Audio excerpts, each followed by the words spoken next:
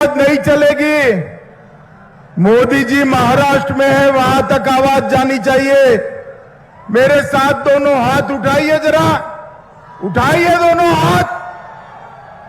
परिवर्तन के संकल्प की मुट्ठी भींचिए और प्रचंड आवाज से बोलिए, भारत माता की, भारत माता की। आज परिवर्तन यात्रा के शुभारंभ पर अभी अभी पधारे देश के कृषि मंत्री, हमारे चुनाव प्रभारी श्रीमान शिवराज सिंह चौहान जी, मंच पर उपस्थित असम के मुख्यमंत्री श्री हेमंत विश्व शर्मा जी, श्री बाबूलाल मरांडी जी, चंपई सोरेन जी, आज जिनके निमंत्रण पर मैं आया हूं, ऐसी हमारी साथी मंत्री बहन अन्नपूर्णा देवी जी, श्री केदार हाजरा जी, रविंद्र राय जी, महादेव दुबे जी, और आज इस सभागार में और सभागार के बाहर हजारों की संख्या में आए हुए प्यारे भाइयों बहनों माताओं और मेरे जिगर के टुकड़े जैसे युवा मित्रों, आप सभी को नमस्कार। भाइयों बहनों, आज यहां सबसे पहले बाबा झारखंडी धाम के चरणों में, मां चंचला देवी के चरणों में और ध्वजाधारी मंदिर के चरणों में हाथ जोड़कर प्रणाम कर मेरी बात की शुरुआत करना चाहता हूं। भाइयों बहनों, मैं हेलीपैड से सीधा झारखंडी धाम जाने निकला, मगर पूरा रास्ता ब्लॉक है, पब्लिक ही पब्लिक है, लोग ही लोग है। आऊंगा फिर से, बाबा का दर्शन भी जरूर करूंगा, परंतु एक बार कहकर जाता हूं, बाबा का चरणों में एक वादा कर जाता हूं, आप भाजपा की सरकार बना दो, झारखंडी बाबा का धाम पूरे भारत में मशहूर हो, ऐसा पर्यटन का स्थान हम बनाएंगे। भाइयों बहनों, आज सुबह आदिवासी क्षेत्र में पलामू में एक यात्रा की शुरुआत हुई। आज दूसरी यात्रा गिरिडीह से चालू हो रही है।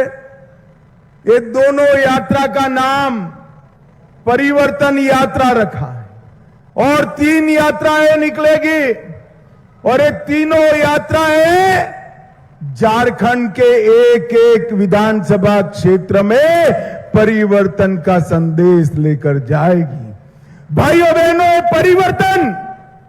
ये परिवर्तन सरकार का परिवर्तन नहीं करना है, मुख्यमंत्री का परिवर्तन नहीं करना है, ये परिवर्तन मेरे मूल निवासी सदान भाई, ओबीसी भाई, आदिवासी और दलितों के जीवन में परिवर्तन करने का संकल्प का ये यात्रा है। ये जो सरकार है, इस सरकार ने झारखंड के युवाओं के साथ अन्याय किया। इस सरकार ने झारखंड के पिछड़े वर्ग के साथ अन्याय किया। इस सरकार ने झारखंड के दलितों के साथ अन्याय किया। इस सरकार ने झारखंड के आदिवासियों के साथ अन्याय किया और इस सरकार ने झारखंड की माताओं बहनों के साथ अन्याय करने का काम किया है। मैं आज आया हूं यहां गिरिडीह में, और गिरिडीह वालों, आज मैं कहने आया हूं, उखाड़ कर फेंक दो ये हेमंत सोरेन की सरकार को और कमल फूल की सरकार लाओ। मोदी जी के नेतृत्व में ये झारखंड हमारे देश का सबसे पहले नंबर का राज्य बनेगा।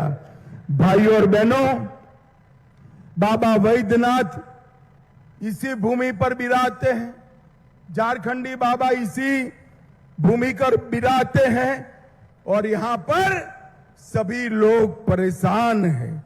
ये स्थिति लंबे समय तक नहीं चलाई जा सकती।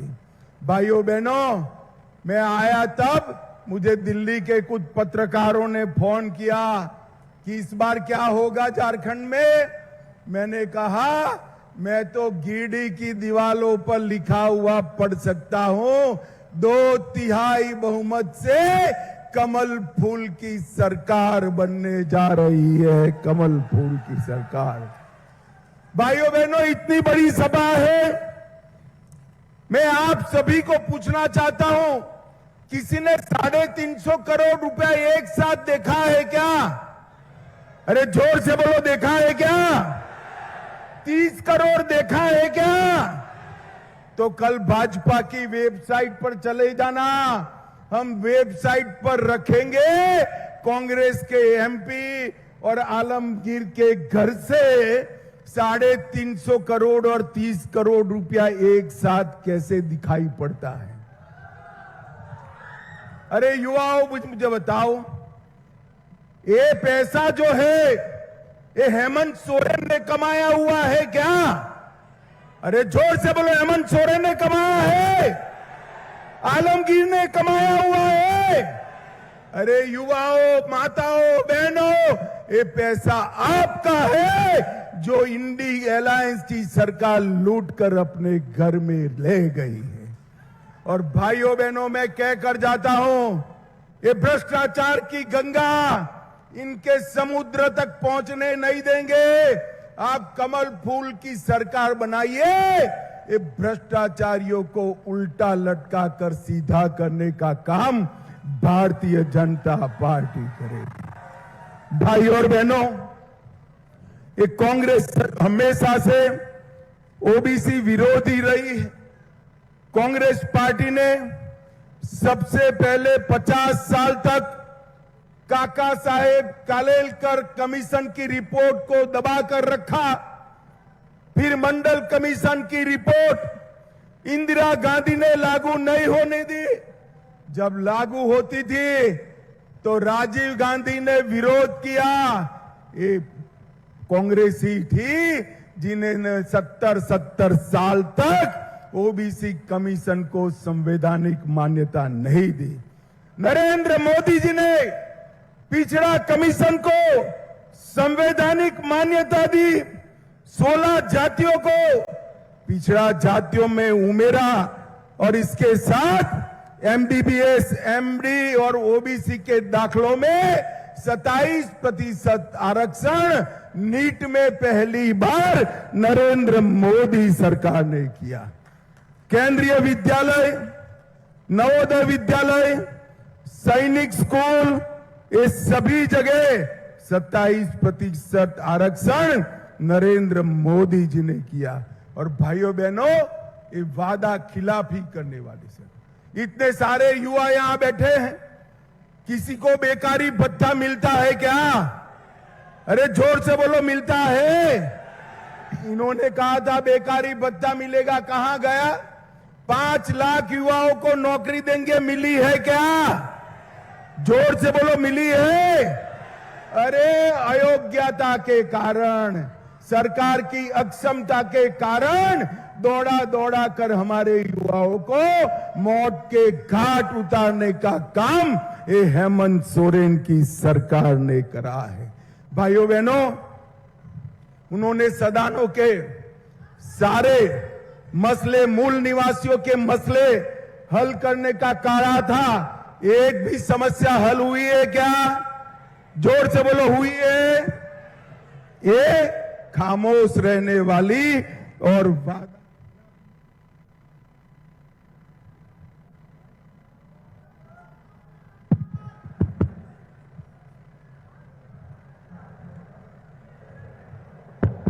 खामोश रहने वाली और वादा खिलाफी करने वाली सरकार है। भाइयों बहनों, आज मैं यहां आया हूं तब हेमंत सोरेन कांग्रेस पार्टी और लालू यादव को पूछना चाहता हूं, आपकी सरकार रही केंद्र में 10 साल में आपने झारखंड को क्या दिया, जरा हिसाब दीजिए। भाइयों बहनों, मैं कई बार पूछा, ये हिसाब नहीं देते, मगर मैं लेकर आया हूं। यूपीए ने, इंडिया अलायंस ने 10 साल में सिर्फ 84,000 करोड़ रुपया दिया। कितना दिया? अरे बोलो, 84,000 करोड़। कितना दिया? और नरेंद्र मोदी जी ने 84,000 करोड़ की जगह 3,81,000 करोड़ रुपया देने का काम नरेंद्र मोदी जी ने किया। मोदी जी के दिल में झारखंड है। अभी मुझे शिवराज जी बताते थे, धूम बारिश हो रही थी, सब समझ रहे थे कि अब मोदी जी नहीं आएंगे, मगर झारखंड वासियों को मिलने के लिए 120 किलोमीटर रोड पर जाकर मोदी जी ने बरसती बारिश में झारखंड की सभा को संबोधित करने का काम किया। भाइयों बहनों, आजादी के इतिहास में कहीं पर भी कोई प्रधानमंत्री ने इतना लंबा रोड पर फासला काटकर लोगों को मिले हो, ऐसा उदाहरण नहीं है। ये कांग्रेस की सरकार ने दलितों का भी अपमान किया है। अंबेडकर जी को पूरा जीवन अपमान किया। भारतीय जनता पार्टी की केंद्र सरकार और राज्य सरकारों ने मऊ में अंबेडकर जी का जन्म स्थान, लंदन में अध्ययन करे था वहां स्मारक, नागपुर में दीक्षा भूमि, दिल्ली में महापरिनिर्वाण स्थल और मुंबई में चैत्य भूमि बनाकर 5 तीर्थ नरेंद्र मोदी जी और भारतीय जनता पार्टी ने बनाए हैं। भाइयों बहनों, सबसे बड़ी समस्या के लिए मैं आपके पास आज आया हूं।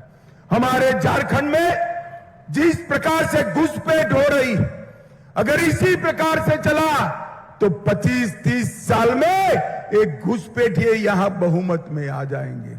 आप चाहते हो क्या गिरिडीह घुसपैठियों से भर जाए? जोर से बोलो, चाहते हो क्या? हेमंत सोरेन ने रोक सकता है क्या? कांग्रेस रोक सकती है? उनकी तो वोट बैंक ही वो ही। अभी झारखंड हाईकोर्ट ने ऑर्डर किया है, झारखंड सरकार और भारत सरकार का गृह मंत्रालय इन लोगों को चिन्हित करे और डिपोर्ट करे। मैं कहता हूं, अगर झारखंड सरकार इनकी रही तो ये नहीं होने देंगे। एक बार झारखंड सरकार बदल दीजिए, मैं आपको वादा करता हूं, रोहिंग्या और बांग्लादेशी घुसपैठियों को चुन चुन कर झारखंड के बाहर भेजने का काम भारतीय जनता पार्टी करेगी। ये हमारी सभ्यता को नष्ट करे, हमारी संपत्ति को हड़प रहे, हमारी बेटियों के साथ अलग अलग प्रकार से नकली शादी रचा रहे हैं और हमारा रोजगारी का भी वो लूटने का काम करते हैं। झारखंड के अंदर कोई घुसपैठिए की जगह नहीं, वो भारतीय जनता पार्टी ही कर सकती है।